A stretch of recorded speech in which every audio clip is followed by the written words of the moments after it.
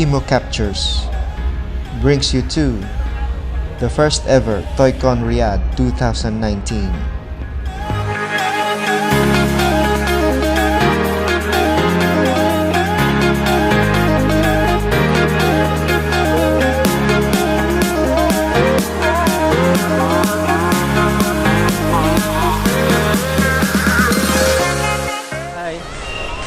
Ako si Neil Ivan, isang collector ng toys dito sa Riyadh. Bale, mostly focus ako sa action figures. Ito makikita nyo sa display natin, marami na akong figures na nakolekta. Bale, ngayon, dito sa Lulu, Murabba, meron kaming Toycon. Bale, itong Toycon, unang Toycon dito sa Riyadh na nangyari ito. And then, Toycon shop, hindi lang sa mga figures na aking kinokolekta, meron din tayong Gundam, iba-ibang groups. Merong, kung makita nyo, RC. And meron tayong mga drones, and sa taas, meron din Tamiya. So ngayon, papakita ko sa inyo yung mga collection ko. Inigaris ko kayo na kung may free time kayo, just collect for fun and to get more friends. Especially here in Riyadh, we had a lot of friends here, kabayans, so who is collecting also figures and Gundams and others for their hobby. So, bale, ito yung kinokolekta ko, 90s anime figures, kasi since bata pa ako, mahilig na ako sa anime, addict ako dyan sa anime, at tapos ngayon collectors na ako, kaya parang like ko sinasabi, addict sa anime ngayon, collector na ngayon. So, bale ito sila. Meron akong Sakuragi Hanamichi. Si Sakuragi Hanamichi yan. 90s anime siya. Lumabas siya at napanood natin nung 90s. Pero itong white, nirelease siya nitong year na to. And then, one by one, nirelease yung bawat figures. And then yung pangalawa, yung Ryonan team, kulay blue. Kalaban ng Shohoku. Yan. Bali kung mga batang 90s kayo, makaka-relate kayo dito sa Toycon namin. And then yan, mga iba't ibang anime na sila. Andiyan sina Bash the Stampede, si Kenshin, and then other pa. And then we have Goku sa taas, yan. Iba-ibang Goku yung kinokolekt ko. Bale, ang pagkukulik ko kasi one by one figures yan, and then hanggang sa makompleto ko na sila. And then yan, meron din tayo ditong ibang kasama na nagkukulik ng mga robots, Voltron. Yan, mga paborito natin ng mga bata pa tayo, mga Voltrons, Mazinger Z, and then doon pa yung mga Dragon Balls pang iba na aking kinukolekta. Then we have Voltas 5, Daimos, yan, mga paborito natin ng bata pa tayo, kaya alam ko makaka-relate ng lahat ng mga pumunta dito sa Toycon dahil sa isang team natin is anime team. Yan, alam ko. Mga kaibigan, dito po tayo ngayon sa Toy Convention with the collaboration of different groups of toy collectors. Okay, here is our friend Junel, and trending na si Junel. At dito po, bukod po sa Gunpla, meron tayo ngayon mga bagong collection. Meron tayong Hot Toy collection. Actually, these are various collections which is Hong Kong based. They are made from Hong Kong. And then as you can see, they are high full detail action figures. Actually, ang inaano ko lang ngayon, ang kinokollect ko lang ngayon ay more on Avengers lang tayo, Avengers collection. Dahil nakikita nyo naman, talagang full detail. Kaya talaga naman nakakainganyo siyang i-collect. Yun nga lang, talagang medyo medyo masakit sa bulsa. At yun lamang po, at see you next Toycon event. Richmond Sitiar, founder admin ng Mid-East Diecast Collectors. Ito sample ng collection ko kasi ito na lang natira eh. Mostly diecast GDM. Iba, scratch build, like this jeepney, OTJ, and this one 1:24 OTJ.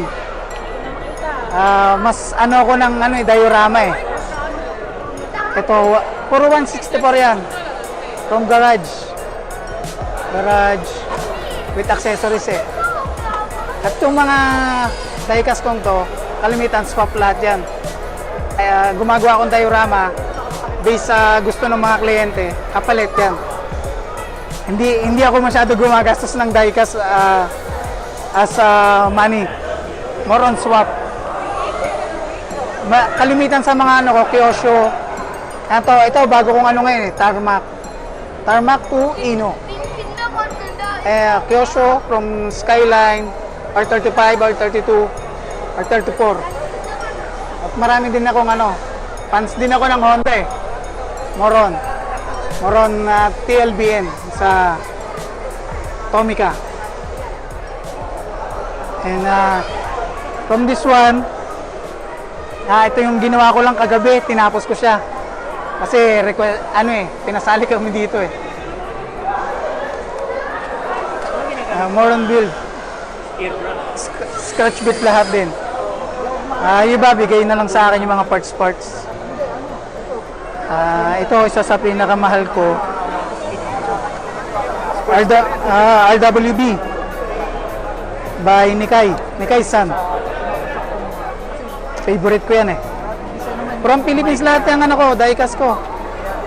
Mahirap paghanap dito sa Saudi. Yung iba kong diorama nasa Pinas na. Puro paggawa din eh. So follow me on with this diecast. Yung sa original sukat, yun, ina-apply ko sa so dapat pag kumuha ka, naka-scale talaga siya. Sabihin mo, ano yung scale yan?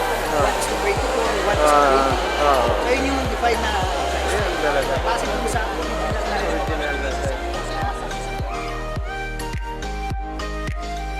Ako po si Scratch at isa po akong toy jeepney maker at admin ng Solid Patok page. Ang Solid Patok page po ay naglalaman ng mga obra na gawa mula sa scrap materials. Ang konseptong ito ay ginagawa ko para makatulong sa kalikasan at makapagbigay ng idea sa mga gusto ding gumawa ng laruan sa paraan na hindi magastos. At syempre, makahikayat din sa ibang artist, lalo na sa mga bata, para maging kapaki-pakinabang ang isang bagay na naging basura na. At upang maipagmalaki ko din sa mga kapwa Pinoy, syempre at sa ibang lahi din ang sariling atin na toy version naman. At pwede din po kayong sumali sa aking group na Marvelous Toy Jeepney.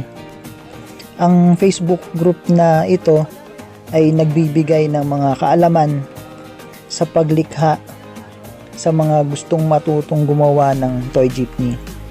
So yun po, at maraming salamat. We are a group of RC hobbyists, and also we are part of FPV Pinoy Addicts. Kasama din namin yung Saudi Drone League. Hobby namin remote control, which is mixed with airplane, helicopter, car, and also boat, and also drones. And we have also our Filipino groups members. We are a mix of different nationality. Nagpapalipad kami sa Banban Flying Field, which is RC Federation, located malapit sa Riyadh Golf Club. Doon lang kami allowed magpalipad ng drones, na lalo na kapag mga malalaki. If ever na meron kayong mga drones, we also suggest na kailangan nyo registered sa gov.sa. If ever dun sa mga drones naman na mga rules and regulations, visit nyo lang yung gov.sa. Everybody is invited. Anyone who's interested with the hobby, with the remote control, you can come and join us in Banban. and we'll be happy to introduce and teach you how, at least how to be, familiar with flying these aircraft, planes and drones. This is what we are having there in Banban. Everybody's welcome. You can join us, and we'll be happy and we'll be glad to have you there. You can search me in Facebook. My account is Dudes Nieva, and then just search me and you can message me. Search me also Aha Abu in the Facebook if you have any other questions. Hi, my name is Christian Manceris. This is the Riyadh RC Drifters International Group. We do RC drifting, 1/10 scale. The difference between rear-wheel drive and all-wheel drive is the steering lock. That's how much. Because all-wheel drive would be like that. For rear-wheel drive, you need more lock, so it's pretty much a big lock. The upgraded, rare, only 50 made in the world. This is rare. Like you guys in the Gundams are like rare. We have events coming up in the future, competitions. Our next competition, which will be like around 30 people, will be on the 30th of August.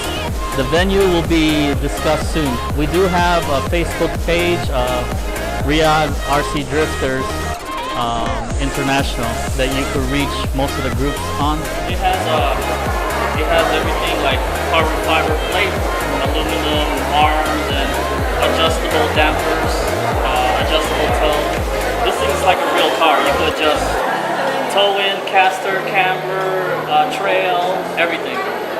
It has even like you could adjust the different spring rates like a real car.